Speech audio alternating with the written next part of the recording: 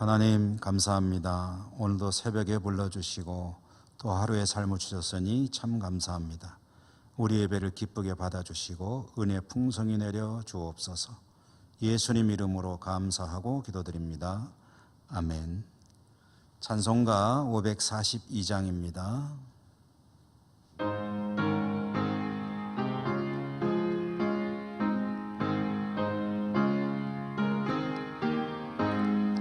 구주 예수 의지함이 심히 기쁜 일일세.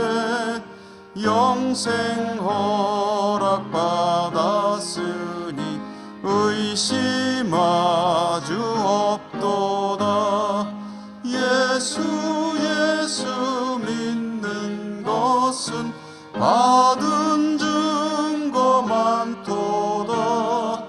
예수 귀한 예수 믿음 더욱 주소서. 구주 예수 의지함이 심히 기쁜 일일세. 주를 믿는 나의 마음 그의 피에 접시네. 예수 믿는 것은 받은 증거 많도다. 예수 귀한 예수 믿음 더욱 주소서. 구주 예수 의지하여 죄악 벗어버리네. 안위 받고 영생함을 주께 모두 얻었네. 예수 믿는 것은 받은 증거 많도다. 예수 귀한 예수 믿음 더욱 주소서. 구주 예수 의지하여 구원하를 얻었네. 영원 무궁지나도록 주여 함께 하소서. 예수 믿는 것은 받은 증거 많도다. 예수 귀한 예수 믿음 더욱 주소서. 아멘. 성경 말씀 마태복음 17장 14절에서 20절까지 읽겠습니다. 17장 14절에서 20절 교독으로 읽습니다. 그들이 무리에게 이르매 한 사람이 예수께 와서 꿇어 엎드려 이르되 주여 내 아들을 불쌍히 여기소서. 그가 간질로 심히 고생하여 자주 불에도 넘어지며 물에도 넘어지는지라.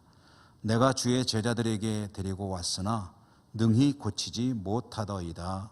예수께서 대답하여 이르시되 믿음이 없고 패역한 세대여, 내가 얼마나 너희와 함께 있으며 얼마나 너희에게 참으리요. 그를 이리로 데려오라 하시니라. 이에 예수께서 꾸짖으시니 귀신이 나가고 아이가 그때부터 나으니라. 이때 제자들이 조용히 예수께 나와 이르되 우리는 어찌하여 쫓아내지 못하였나이까? 이르시되 너희 믿음이 작은 까닭이니라. 진실로 너희에게 이르노니 만일 너희에게 믿음이 겨자씨 한 알만큼만 있어도 이 산을 명하여 여기서 저기로 옮겨지라 하면 옮겨질 것이요 또 너희가 못할 것이 없으리라. 아멘. 말씀의 은혜가 함께 하시기를 기원합니다. 오늘 겨자씨 한 알이라는 제목으로 말씀을 전해드리겠습니다. 오늘 우리가 읽은 말씀은 그 앞부분에 보면은 산상변모 사건,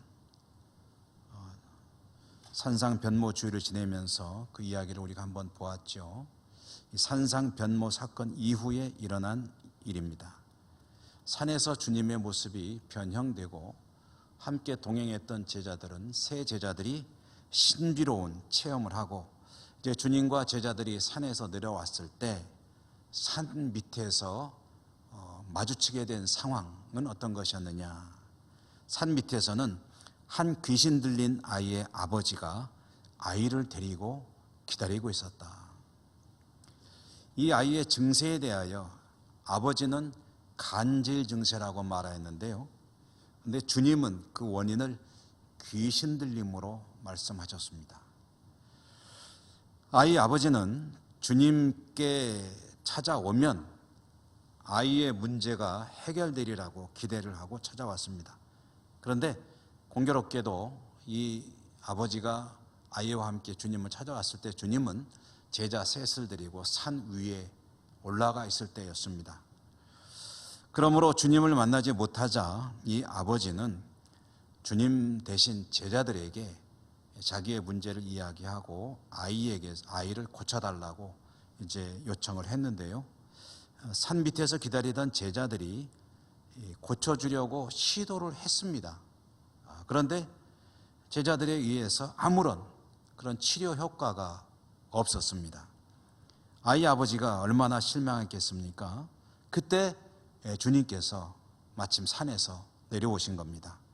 아이의 아버지는 주님께 와서 꿇어 엎드려 간청을 했습니다.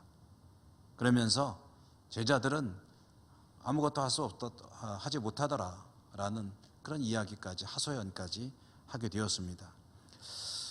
제자들에게 기대하고 제자들에게 부탁을 했는데 제자들은 아무것도 못합디다 라고 아이의 아버지가 말했을 때 그때 주님께서 제자들을 꾸짖으시는 말씀을 하셨는데요. 그들을 꾸짖으시면서 하신 말씀 중에 참 가슴 아플 이야기죠. 그것은 제자들의 믿음이 부족했기 때문에 아무것도 할 수 없었다, 귀신을 쫓아내지 못했다라는 말씀을 하신 것입니다. 그리고 주님께서 귀신을 꾸짖으시니 귀신이 떠나가고 아이가 낫게 되었다 하는 그런 이야기인데요. 이 일로 인해서 제자들은 상당히 낙심했을 것 같습니다. 그렇지 않습니까? 시무룩했겠죠. 과거에 그들은 주님의 명을 받아 전도 여행을 나갔을 때 권능을 행했다, 귀신이 그들에 의해서 쫓겨가고 놀라운 일들이 일어났다라는 것을 주님께 보고한 바가 있었습니다.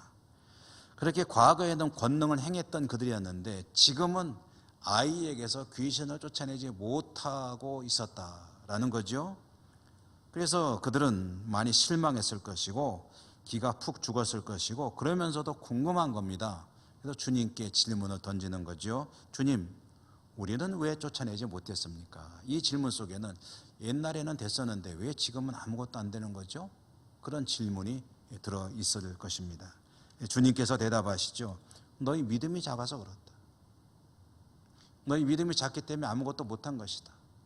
그러면서 하신 유명한 말씀, 너희에게 만약에 믿음이 겨자씨 하나만큼만 있다면 그러면 산을 옮기라 명하면 산도 옮겨지게 될 것이요 못할 것이 없으리라 라고 말씀하셨습니다. 유대인들에게 있어서 산을 옮긴다는 것은 불가능한 일의 상징과 같은 그런 일입니다.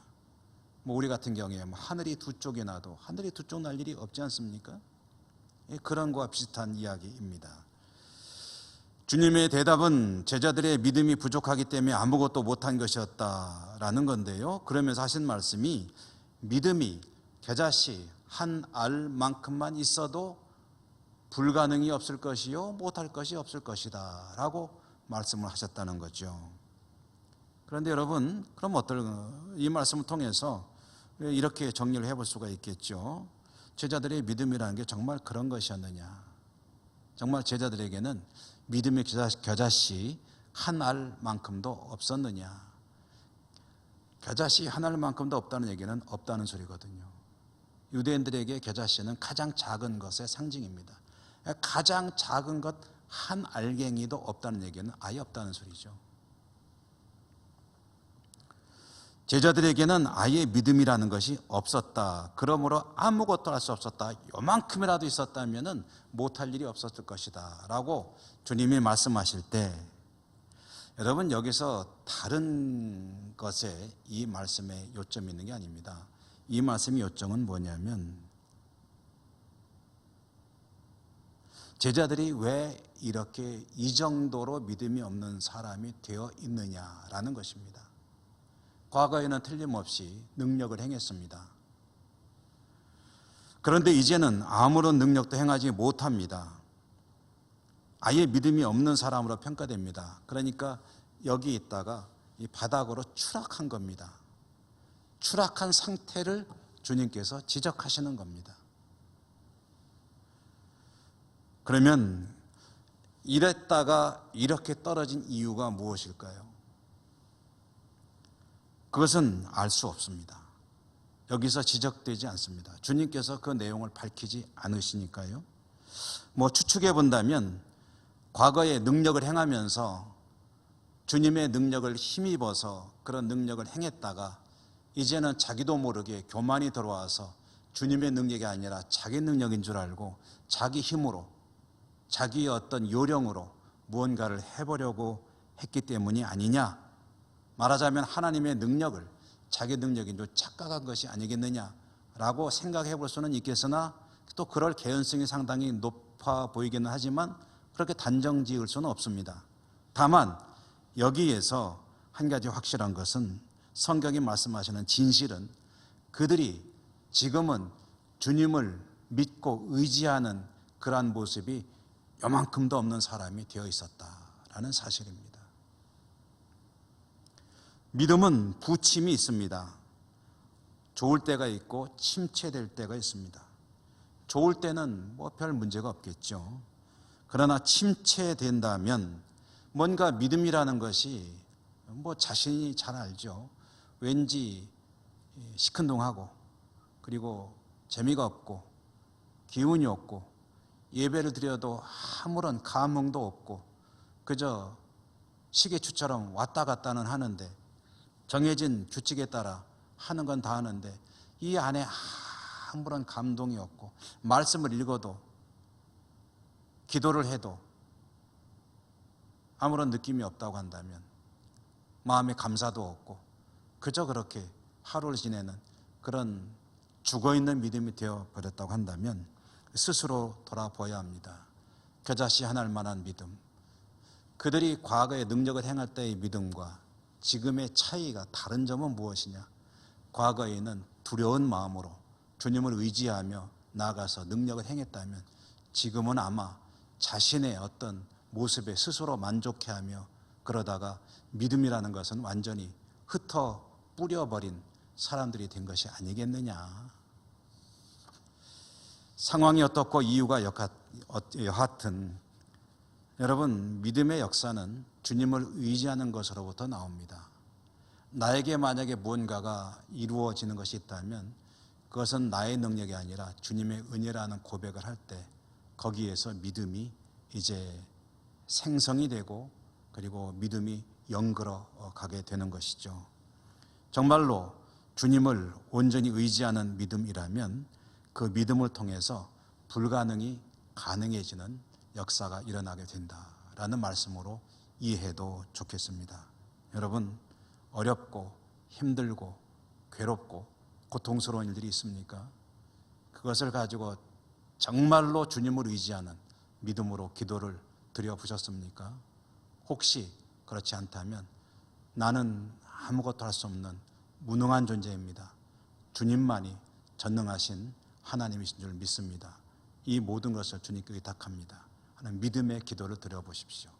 주님께서 역사하시는 것을 경험하게 될 것입니다.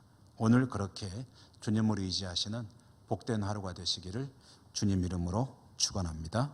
기도하겠습니다. 하나님, 험난한 세상 살아가는 저희들에게 믿음의 은사를 더하여 주시옵소서. 어쩌면 주님께서 보실 때 겨자씨 하나만큼의 믿음마저 상실한 그런 사람인 아닌지 참으로 두렵습니다. 은혜와 은사를 더해 주시고 온전히 주님만을 의지하는 믿음의 사람으로 살아갈 수 있도록 인도하시고 축복해 주옵소서. 예수님 이름으로 감사하고 기도드립니다. 아멘. 하늘에 계신 우리 아버지 이름을 거룩하게 하시며 아버지의 나라가 오게 하시며 아버지의 뜻이 하늘에서와 같이 땅에서도 이루어지게 하소서. 오늘 우리에게 일용할 양식을 주시고 우리가 우리에게 잘못한 사람을 용서하여 준 것 같이 우리 죄를 용서하여 주시고 우리를 시험에 빠지지 않게 하시고 악에서 구하소서. 나라와 권능과 영광이 영원히 아버지의 것입니다. 아멘. 여러분, 기도하실 때 오늘도 이 땅을 뒤덮고 있는 코로나 상황을 위해서 기도하시기 바랍니다. 하루라도 빨리 모든 것이 정상화될 수 있도록 기도하시고 세계 선교 현장을 위해서 기도하시고 우리 예천 땅에 복된 그런 삶을 위해서 기도하시고 환우들 비롯한 어려움 당한 이들을 위한 중보기도 반드시 드려주시기 바라고 교회의 회복을 위해서도 오늘도 함께 기도해 주시기 바랍니다. 여러분의 개인 기도도 하나님께 하나하나 드리시기 바라고요. 다 같이 간절한 마음으로 기도하겠습니다.